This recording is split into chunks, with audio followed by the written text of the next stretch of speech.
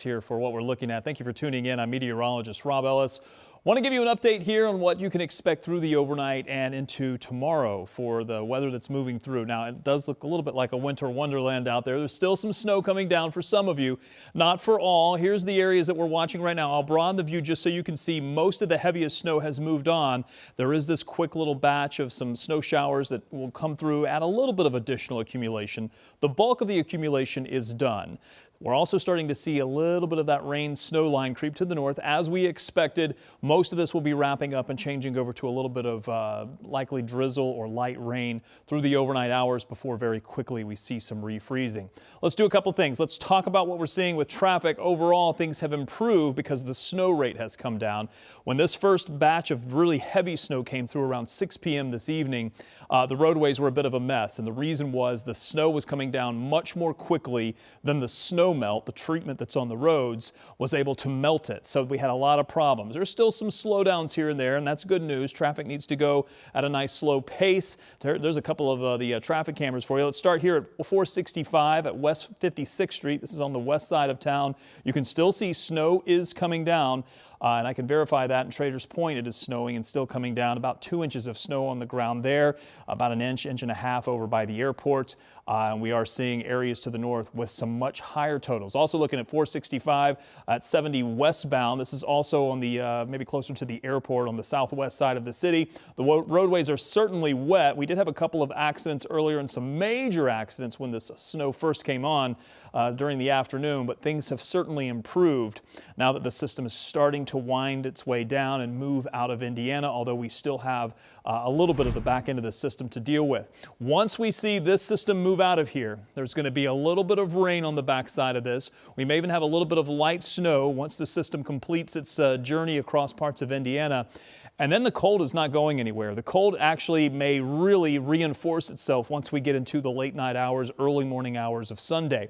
We're currently sitting at 32. Every time I've done these hourly updates, I think we've gained 1 degree each and every hour for the past 5 hours. We were down into the 20s. Now we're up into the 30s, and we're going to see more of these above freezing temperatures continue to climb to the north. I don't know that we'll make it to 40 like perhaps some of the models have been calling for, but we are certainly expecting to go back above freezing.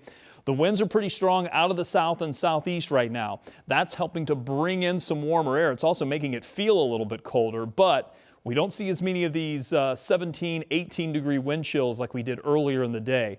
We now have wind chills that are closer to the 20, 25 degree mark and likely going to warm up a little bit over the next several hours. Here's what to expect. I do think that at some point as the snow is winding down, it will change over to a little bit of rain or drizzle. Temperatures will continue to rise, probably reaching 36, 37, maybe 38 across parts of Indy, farther to the south, close to 40.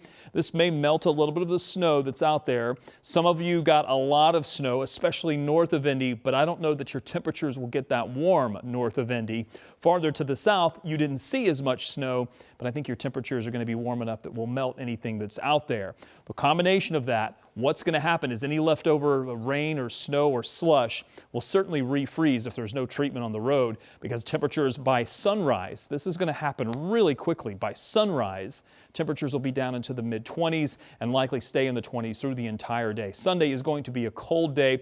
We may have a couple of snow showers or snow flurries, but it shouldn't be too much to write home about. Very quickly, I wanted to show you Monday looks cloudy and cold as well, but watch Monday night. This system rolls through during the overnight hours into early Tuesday morning, and by your Tuesday morning commute, we could have another inch or two on top of what we've already seen as temperatures are going to stay cold. It's likely that if nothing melts from what we're seeing overnight tonight, it's probably going to stay with us for at least 3 or 4 days as the temperatures are going to stay cold. Once we go back down below freezing, I don't think there's much to really melt things over the next couple of days. It's going to stay cold. Not a lot of sunshine either, at least through Tuesday, and that means that the road temperatures won't be able to warm up too much, but there should be enough treatment on the major thoroughfares that by Tuesday, I think we're going to be in okay shape. Wednesday, above freezing finally, but look at the starting temperature, 16, especially where you have that snowpack on the ground.